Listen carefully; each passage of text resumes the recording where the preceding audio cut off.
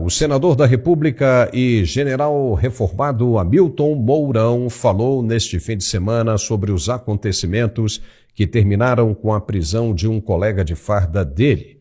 Mourão disse que houve reuniões e conversas de golpe, mas que não levaram a ação nenhuma. Nada passou de apenas pensamentos. Ele disse o seguinte, abre aspas, é uma conspiração bem tabajara. Conversas de WhatsApp. Em tese, houve reuniões, mas não levaram a nenhuma ação. Na linguagem militar, nós definimos como ações táticas, tudo aquilo que há movimento. Não houve nada disso. Houve pensamento. Não passou disso. Fecha aspas. Mourão estava falando sobre o que foi divulgado até agora, é a opinião dele, mas que pode piorar a situação dos colegas acusados.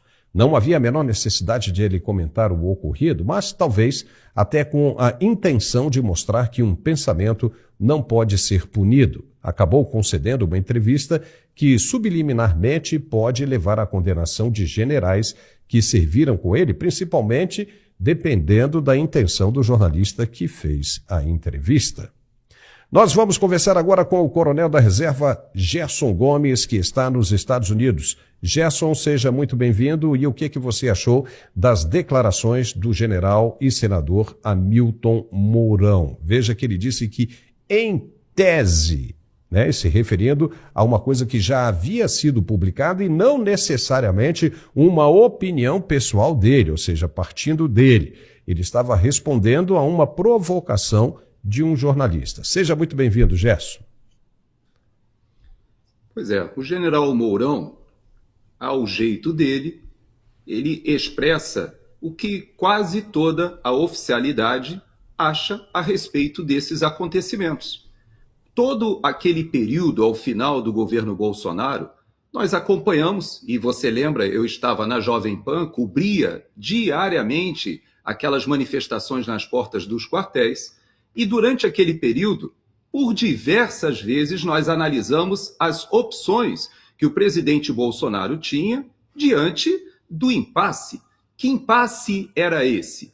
Ele decidiu concorrer à eleição presidencial com os candidatos do seu partido, apesar de todas aquelas denúncias e desconfianças e até mesmo da postura do Tribunal Superior Eleitoral, na pessoa não somente do seu presidente, mas respaldado pelos seus colegas e até mesmo ali do Tribunal Superior Eleitoral, que tomaram uma série de medidas que qualquer um olha para aquele período com bastante desconfiança. Porém, a população foi para a porta dos quartéis. Durante aquele período, Paulo, houve muita indignação na família militar, entre militares da reserva, mas do agronegócio, o pessoal foi para as estradas, vários se deslocaram, houve até um balão de ensaio ali de uma manifestação e paralisação nacional dos caminhoneiros.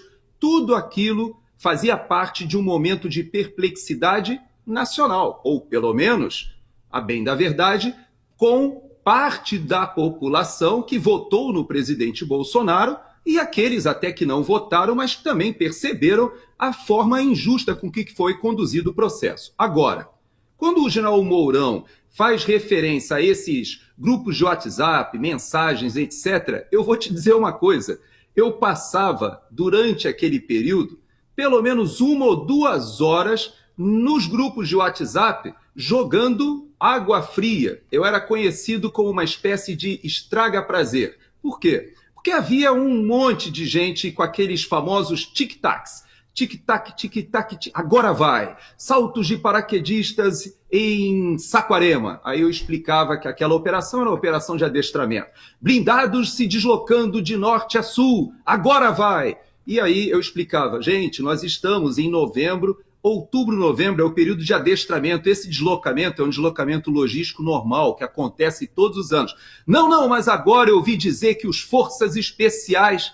Ou seja, tudo isso que a gente está hoje transformando, ou pelo menos o Supremo Tribunal Federal transformou na narrativa de um golpe de Estado, na verdade, eram muitos e muitos grupos de WhatsApp, principalmente de oficiais subalternos, praças, cada um dizendo que seria inimaginável ver Lula subindo a rampa no dia 1º novamente. Por quê?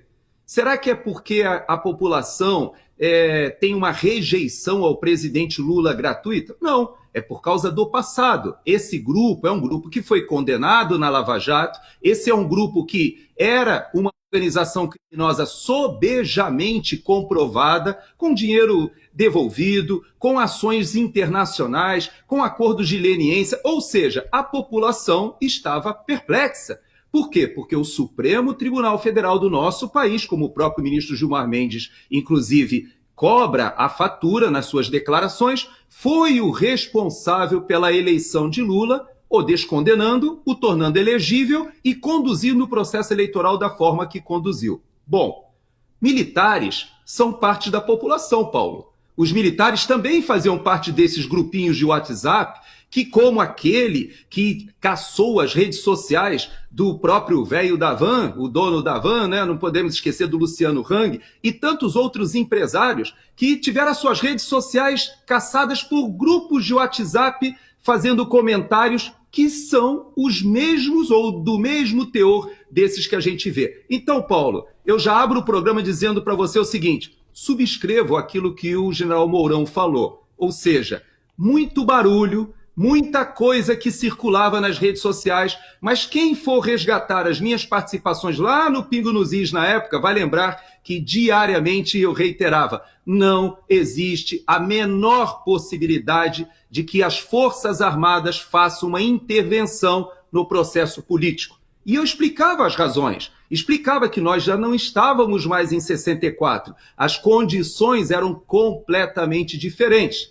E a população clamava por socorro, Forças Armadas, SOS, Forças Armadas, salvem o Brasil. E as Forças Armadas, como nós sabemos, não se movimentaram na direção de chamar a si o protagonismo ou a tutela da sociedade, Paulo. Então veja o que disse o general Mourão. Tudo não passou de pensamentos, ou seja, ações que não se confirmaram. Então, de novo, o que todo mundo diz, os juristas dizem aí para todo lado onde se conversa, que é o óbvio, se não houve uma ação que culminasse com um crime, o que foi feito antes, o que aconteceu antes, não passou de pensamentos de algumas pessoas inconformadas, insatisfeitas, que tentavam, né, uma manifestação, né, uma revolta, uma expressão do seu sentimento que não foi para frente. E pelo que a gente viu em todo esse processo, no que foi divulgado, né, pelo o relatório da Polícia Federal, foram poucas pessoas envolvidas. Né, um pequeno grupo envolvido que realmente, né, se caracterizou como uma coisa isolada.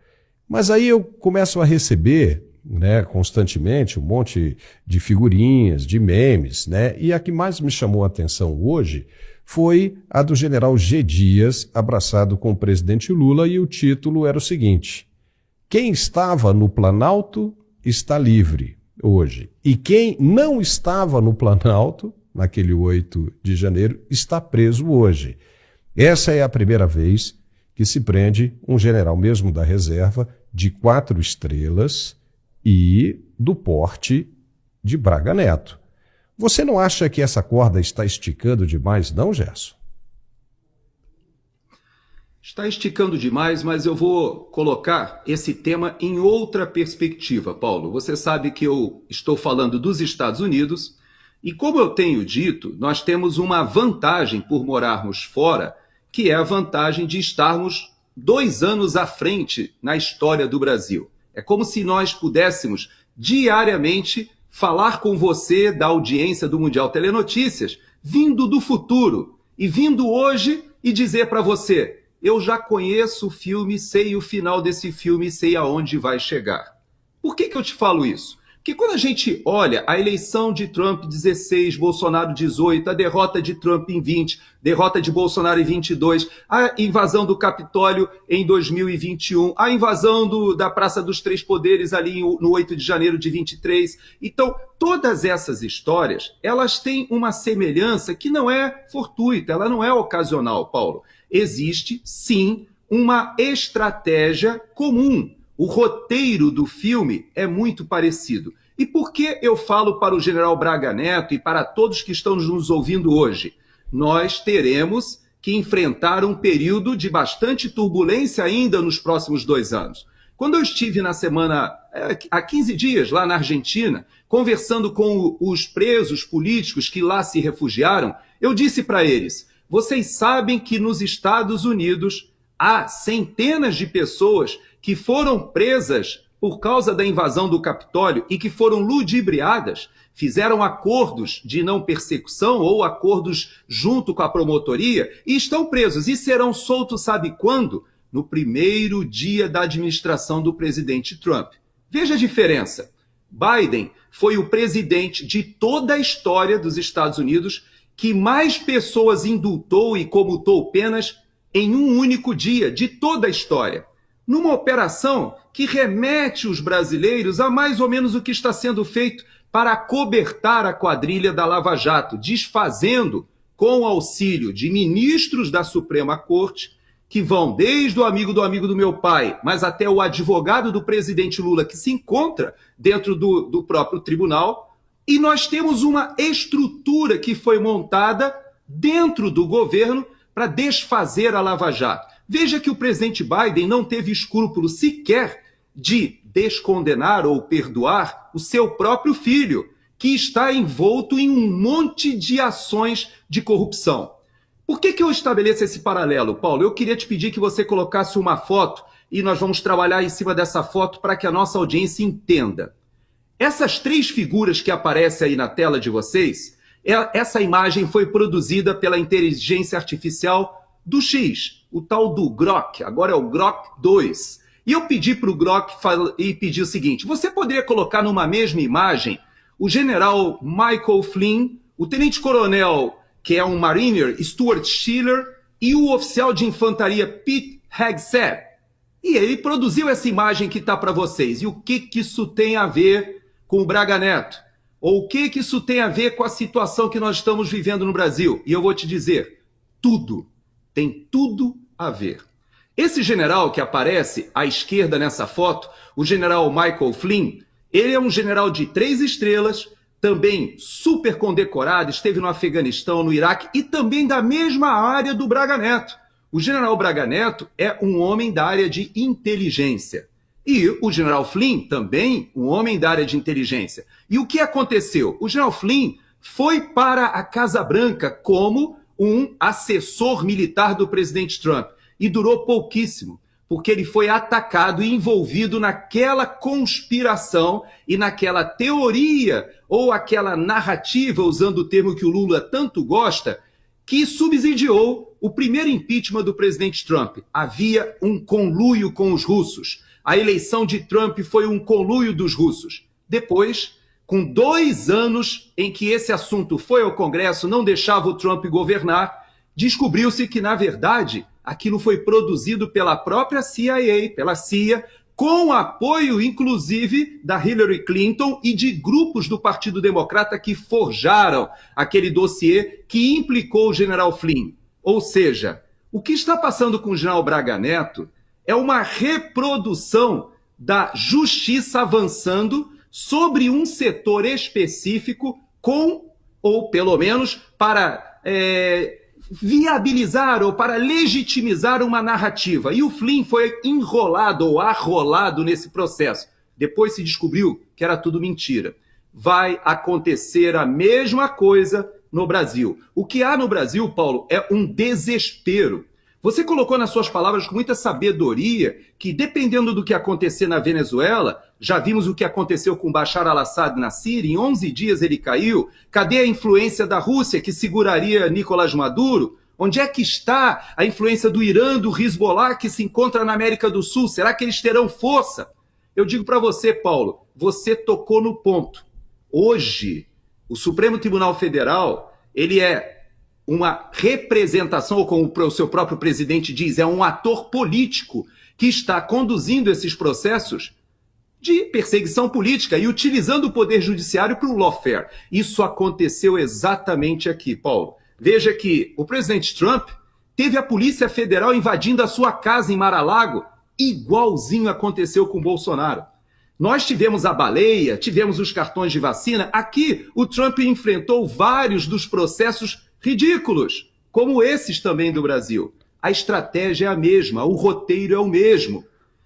Mas existe um segundo homem ali que eu queria falar para você. Vamos voltar, mas eu vamos prefiro voltar. que você me disse que tem alguém da audiência mandou uma mensagem para mim. Eu vou lhe falar agora. Antes de falar desse segundo homem, eu prefiro ouvir essa pergunta da audiência, porque eu creio que vai estar relacionado. Tá, é o seguinte, nós recebemos aqui uma pergunta de um subtenente do Exército que está reformado, que fez a pergunta diretamente para você. E por essa razão, nós decidimos colocar a pergunta dele aqui, porque ele faz uma pergunta extremamente pertinente que causa uma certa preocupação futura. Vamos ouvir a pergunta dele. Solta aí, produção. Boa tarde, Paulo. Boa tarde, amigos da Mundial Telenotícia. Sou subtenente do Exército, aposentado já, né? Fui embora para a reserva em 2000, né? Passei 34 anos na ativa e queria fazer uma pergunta, Paulo. Essa situação de um general 4 estrelas preso, né? Os comandantes, né? Os generais, outros generais da ativa não se manifestam, não estão se manifestando, e a tropa está olhando, o subordinado hoje, ele fica parado olhando aquela situação, onde está vendo os comandantes inertes sobre essa situação. O que está acontecendo? Eu pergunto, como fica a tropa numa situação real? Dá para confiar nesses comandantes? Será que a gente fica seguro? Eu fico hoje pensando quem está na ativa, né? Quem tem, um exemplo, 20 anos de serviço, de caserna, qual motivação que ele vai ter daqui para frente? Fica a pergunta. Um grande abraço a todos. Bom trabalho. E aí, Coronel Gerson Gomes, está aí a pergunta feita. Isso preocupa de verdade. O que você tem a dizer? Preocupa muito, Paulo. Preocupa, e esse companheiro, subtenente, que eu ouço com muita atenção, porque quem acompanha a minha história de vida sabe que eu sou filho de um sargento fuzileiro naval. E tenho um respeito muito grande pelas praças por causa da minha história de vida que eu trago de casa. Mas eu vou no ponto que ele perguntou. Como é que fica a liderança militar, a hierarquia? Como é que fica uma situação real de combate em que o subordinado precisa confiar naqueles que lhe mandam para o sacrifício máximo, extremo, até da própria vida em defesa da pátria? E ele toca num ponto muito importante. Volte aquela foto, por favor, para mim, Paulo. Essa foto, ela mostra a segunda pessoa que está ao lado do general Flynn, é um tenente-coronel Mariner. Esse tenente-coronel ficou muito famoso aqui nos Estados Unidos. Por quê? Porque quando houve a retirada do Afeganistão, foi algo tão ridículo, tão horrível, tão inaceitável, que todo mundo ficou perplexo. Mas o que aconteceu? Exatamente o que acontece em todos os países onde os militares são submetidos ao poder político, inclusive no Brasil.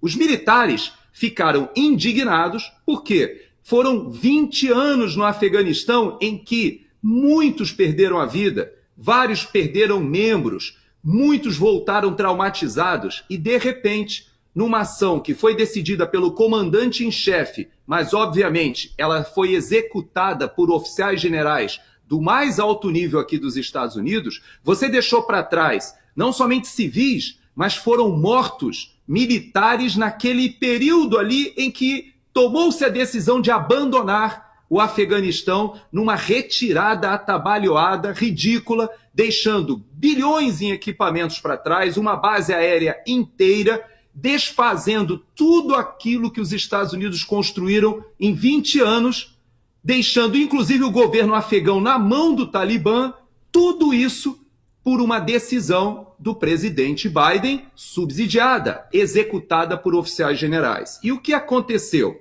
Esse tenente-coronel, ele se manifestou e ele tinha quase 20 anos de serviço. Sabe o que significa isso, Paulo? É que ele, que havia comandado tropas no Afeganistão e viu seus companheiros falecerem ali, naquele momento em que a multidão queria avançar sobre o aeroporto, houve atentados, o Talibã chegando, um Galaxy, vários, decolando da pista com afegãos agarrados nas rodas, no trem de pouso da aeronave. Uma situação completamente absurda. E ele foi a público, veja só, ele perdeu toda a aposentadoria dele, porque se ele tivesse ficado calado, ele poderia, se ele não tivesse tido a coragem moral de vir a público e dizer: é inaceitável que isso que aconteceu nós não tenhamos nenhum dos oficiais generais removidos. Ninguém vai se responsabilizar por essa operação catastrófica, pelas vidas que foram perdidas. E o que aconteceu? Aquele grupo de oficiais generais que estavam subsidiando o governo Biden, esse grupo não somente não foi responsabilizado, como não foi removido, como ficou por isso mesmo. E esse tenente-coronel foi demitido dos Mariners, que são uma elite aqui dos Estados Unidos, perdeu todos os 20 anos de serviço porque ele saiu sem receber nada. Se ele ficasse quieto, somente alguns meses ele poderia passar para a reserva e se manifestar. Hoje ele lidera um grupo de oficiais da reserva que justamente criticam, e ele publicou um livro sobre isso, tem um site sobre isso, sobre a responsabilidade da liderança dos oficiais generais. Então isso que o subtenente faz, essa provocação, é muito séria, Paulo. De fato, esse não é um problema exclusivo do Brasil. Aqui nos Estados Unidos também existe a submissão da alta cúpula militar ao poder político. Agora, como se mantém a hierarquia, a disciplina, a operacionalidade de uma força? E aí a gente entra nessa terceira pessoa que está nessa foto. Essa terceira pessoa é somente um oficial de infantaria da Guarda Nacional, com um nome bem estranho, Pete Hegseth. Sabe quem é esse cara? Ele foi o escolhido por Trump para ser o secretário de Defesa, uma espécie do ministro da Defesa do Brasil.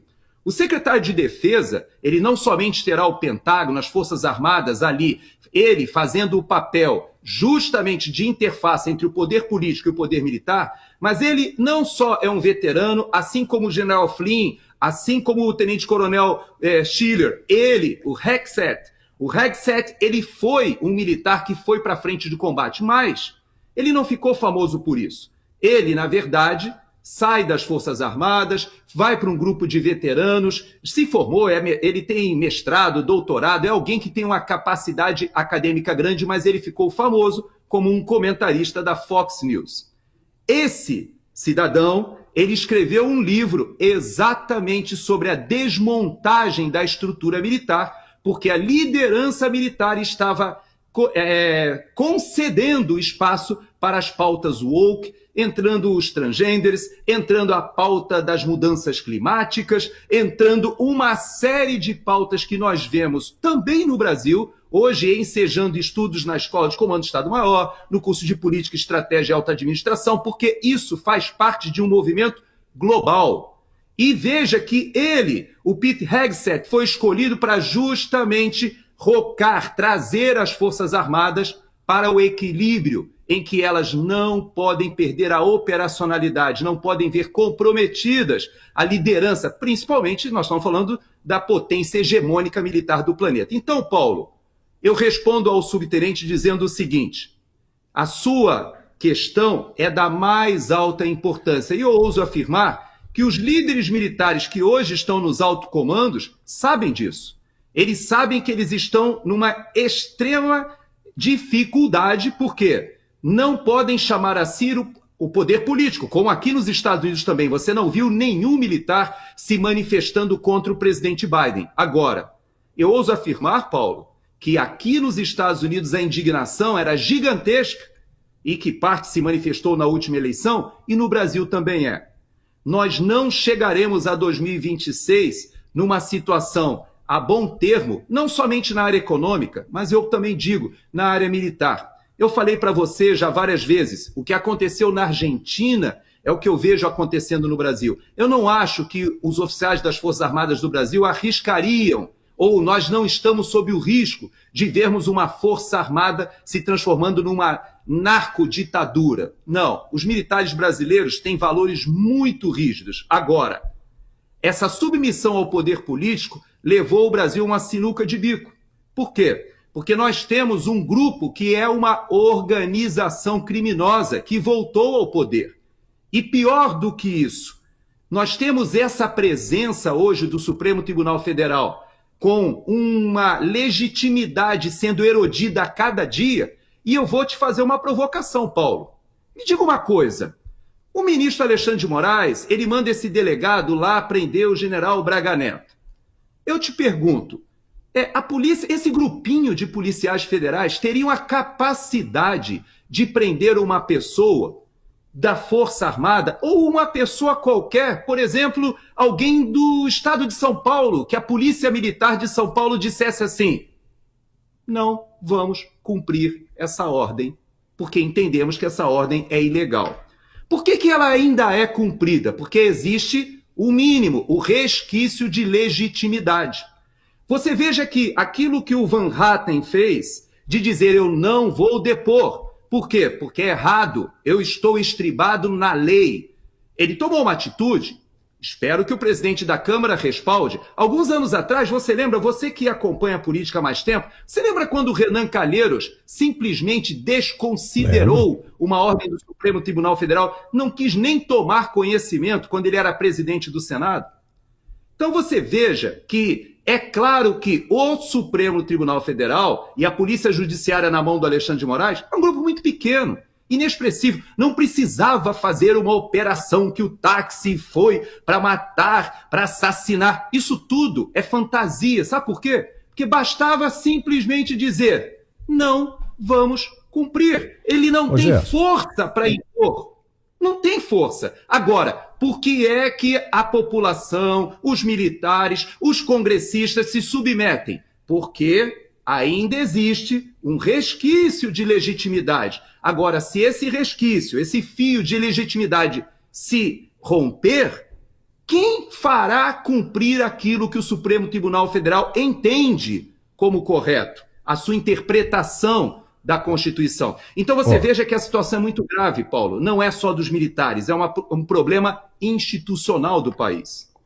Só que esse problema tem que chegar ao fim em alguma hora. Ele não tem condições de perdurar. Então vamos analisar. Chegando ao fim, nós já sabemos o que vai acontecer. Agora, se perdurar, né, porque o Exército disse hoje que está aí colaborando com a Justiça para separar o joio do trigo, né? Ou seja, para punir os maus militares. Ou seja, o que a gente entende disso aí? Que o Exército está endossando a atitude da Justiça Comum contra um general do gabarito, do peso de Walter Braga Neto, que é um general de 4 estrelas, que liderou a intervenção federal, como você disse, lá no Rio de Janeiro. Lembra que pediu ali a subida aos morros, né? Aliás, entrou lá e tomou conta dos bandidos. Ou seja, é um general que prestou um grande serviço à nação brasileira e está aí pronto para seguir adiante, fazendo muito mais. Então veja, quando o Exército diz uma coisa dessa, e aí a gente começa a pegar pela pergunta do suboficial, do subtenente, a coisa começa a complicar, porque nos parece que o Exército está de acordo com tudo que está sendo feito. Então, quando você diz, não precisava prender, né, a um general como Braga Neto, porque é um grupo pequeno, na verdade, Gerson, não parece ser um grupo pequeno. Ao contrário, parece ser um grupo bem grande, porque conta com o apoio do comando do Exército hoje. Ou seja, nenhum militar, ainda mais um general de 4 estrelas, poderia ser preso se não tivesse o apoio e tivesse ali a conivência, né, o aceite do comandante do Exército, que é o general Tomás Paiva. Não só ele. E os brasileiros que estão sendo punidos com 14, 16, 17 anos? Só porque eles não têm as 4 estrelas de oficial general, eles são menos cidadãos, têm menos direitos? Não. Na verdade, o que nós estamos vivendo hoje é uma ditadura do judiciário. E isso a gente tenta camuflar. Muita gente do mainstream jornalístico, até os operadores do direito, políticos, a nossa elite está olhando para essa situação, tentando achar uma saída institucional. Nós sabemos. Eleição de 2026, renovando o Senado, retirando alguns ministros da Suprema Corte que nem deveriam lá estar, não somente porque desviaram suas condutas e cometeram crimes de responsabilidade e abuso de poder, é porque eles nem sequer deveriam ter ingressado. Porém, ingressaram. E ingressaram com o respaldo de quem? Do Senado Federal. Então você veja que é muito fácil a gente achar que esse é um assunto circunscrito às Forças Armadas. Não é. Nós estamos colhendo, assim como aqui nos Estados Unidos estivemos, a menos de 3% do cômputo dos votos de eleger Kamala Harris. Se elegêssemos Kamala Harris aqui nos Estados Unidos, toda essa situação que a gente está vendo agora, Departamento de Justiça que está em vias de ser limpo, o FBI em vias de revelar inclusive as listas de pedófilos que foram ali mascaradas pelo FBI. Nós estamos em vias de saber operações da CIA que foram feitas contra políticos e cidadãos americanos, inclusive empresários. Você sabe que até o velho da Havan do Brasil a gente tem aqui nos Estados Unidos? Você sabia? Aqui a gente tem uma empresa que vende travesseiros, colchões, o MyPillow. Pois é o empresário que apoiou o Trump da mesma forma como o velho da van apoiou o Trump e também foi perseguido. Então você veja que o paralelismo é muito grande, Paulo. Agora, aqui o povo se organizou, elegeu Donald Trump e está na expectativa de ver a correção de rumos. Se essa correção de rumos ocorrer, e eu espero que ela vá realmente ocorrer para o bem até mesmo do povo americano, da sociedade americana, isso vai reverberar no Brasil. Por quê?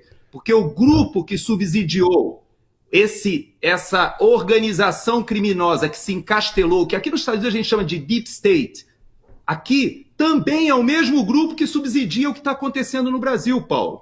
Então, nós precisamos entender que hoje a Alemanha está cobrando ou está pagando o preço daquela articulação política que hoje caiu. A gente abre os jornais e vê que hoje a Alemanha está sem governo, vai ter que chamar eleições agora para fevereiro. Por quê? Por atos absurdos e imbecis daquele grupo que se chama de Verdes, de um partido ecológico que simplesmente baniu a energia nuclear da Alemanha, jogou a Alemanha numa crise energética sem precedentes.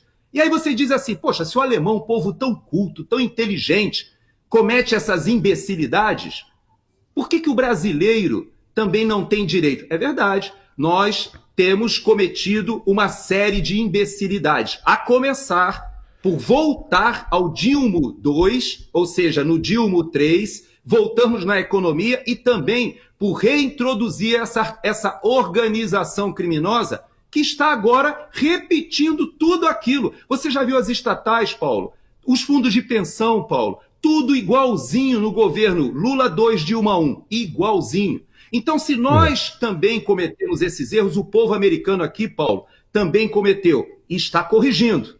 Eu espero que a gente também ache uma solução institucional para corrigir os nossos erros e as nossas decisões errôneas. Pode ser que a gente consiga, eu torço por isso, Paulo. Olha, a similaridade realmente é uma coisa impressionante o que acontece nos Estados Unidos. Os Estados Unidos são 2 anos na frente do Brasil, exatamente como você disse. Porém, há uma diferença. Agora há pouco nós estamos falando o seguinte, vamos dividir as coisas aqui. Você tem os brasileiros civis que foram condenados, né, a 17 anos de prisão por coisas que muitos nem cometeram. Não fizeram. Né? Não fizeram. Você teve com eles ali. Mas nós falamos de militares, ou seja, você prendeu uma outra corrente, você prendeu um general 4 estrelas que nem lá esteve, disse-me-disse.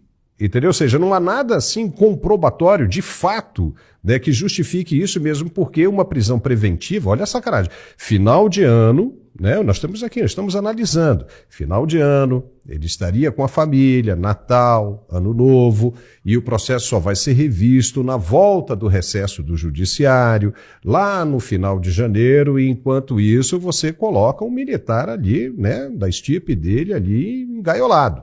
Vai ficar preso, vai ficar detido ali dentro, de novo, por me disse, e por suposições, porque é uma preventiva, que deveria ter ocorrido dentro do processo legal lá atrás. Porque ela tem que ser uma preventiva, ela tem que ser contemporânea ao fato. E nós já estamos aí há quase 2 anos. E além disso, nós temos uma outra coisa que agrava a situação. Né? Ou seja, a única coisa que eu vejo que está diferente dos Estados Unidos. Nos Estados Unidos nós não temos uma justiça eleitoral, no Brasil sim. Então veja bem, Bolsonaro foi cassado pelo TSE, pela justiça eleitoral. Agora, para reverter a inelegibilidade dele não pode ser feito exclusivamente no TSE, entendeu? Ela tem que passar pelo STF, pelo Supremo. E no Supremo, pelo time que está hoje aí, é praticamente impossível que ele consiga a inelegibilidade. Porém, se a pressão vier de fora, isso aqui para a gente encerrar, que nós já estamos esgotando o nosso tempo, porém, se a pressão vier de fora e ela for insuportável, aí poderá haver negociações. É uma coisa diferente. Né? Tipo, olha, vai apertar por aqui, Bolsonaro, a gente libera você aqui e você segura a nossa ponta desse outro lado.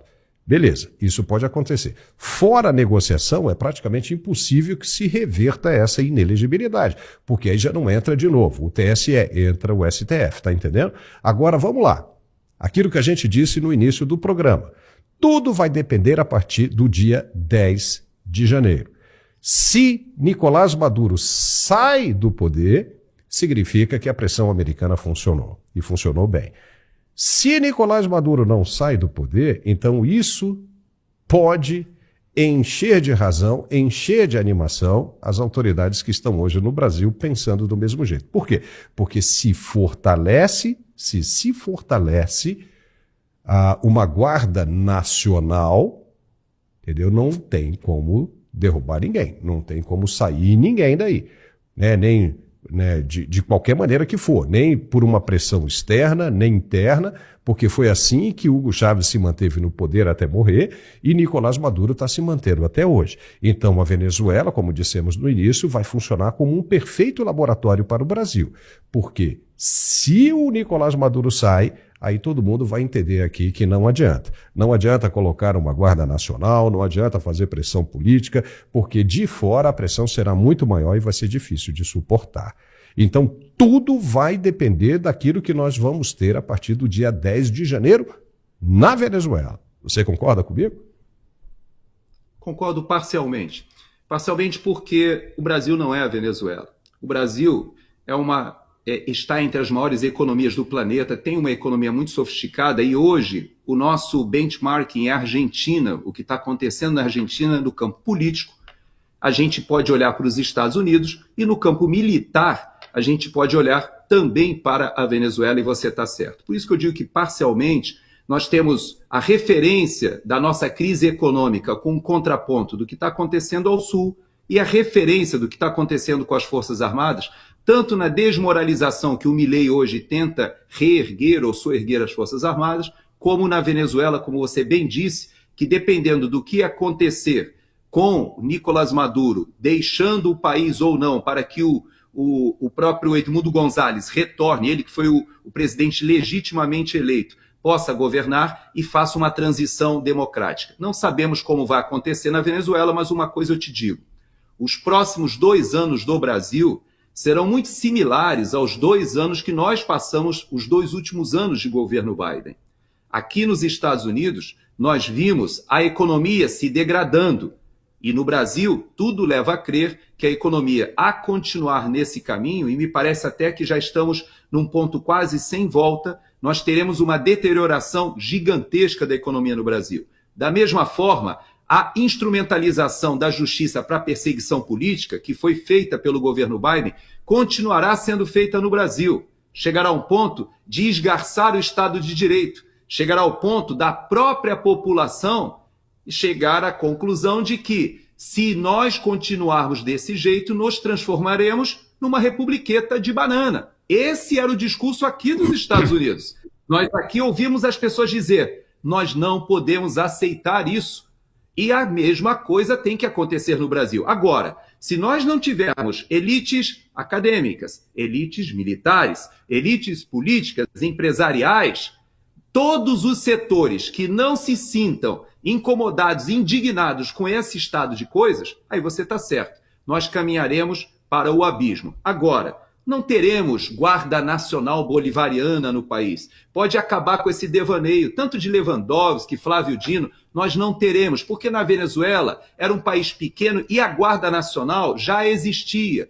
Na Venezuela, 4 forças existiam ao longo da história, e quem se envolveu na repressão política não foi Exército, Marinha e Força Aérea na Venezuela, foi justamente a Guarda Nacional que já existia. Era uma espécie de polícia militar nacional. O Brasil é uma federação em que as polícias militares estão na mão dos governadores. Haverá resistência. Essa ideia, como você insinuou com muita inteligência, com muita sagacidade, que esse sistema único de segurança pública quer criar as condições de algo semelhante, pode ser semelhante, Paulo, mas não tem como impor para um país de dimensões continentais e com as características do Brasil, um governo central opressor. Isso está se fazendo, repito, via poder judiciário, enquanto subsistir o mínimo de legitimidade que faça com que o Congresso Nacional, as Forças Armadas, as polícias militares, os governadores aceitem essas ordens que extrapolam as atribuições do Supremo Tribunal Federal. Essa hipertrofia do Supremo Tribunal Federal, ela tem que ser corrigida. Existe o caminho, o remédio constitucional, que é a eleição de 2026 com uma renovação de 2/3 do Senado. Por quê? Porque, afinal, esses ministros da Suprema Corte, todos foram aprovados pelo Senado Federal. Flávio Dino, Zanin, Toffoli, Lewandowski, quando lá esteve, até o mesmo decano.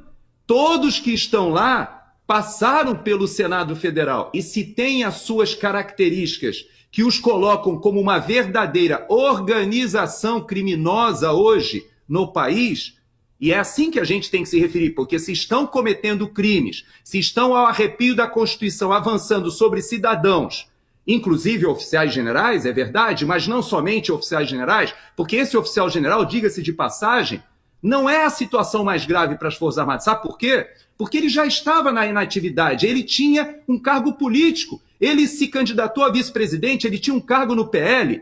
Agora, e os oficiais das Forças Armadas do serviço ativo que foram presos ao arrepio da lei? Que a Justiça Militar nem deu um pio.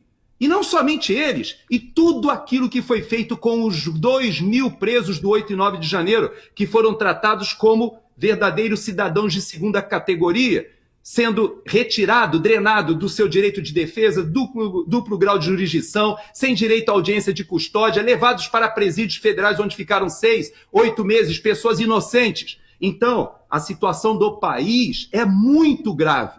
Infelizmente, Paulo, me parece que a nossa elite só vai se mexer quando tocar o bolso, que é o que parece que vai acontecer nos próximos meses, pelo que tudo indica, Paulo.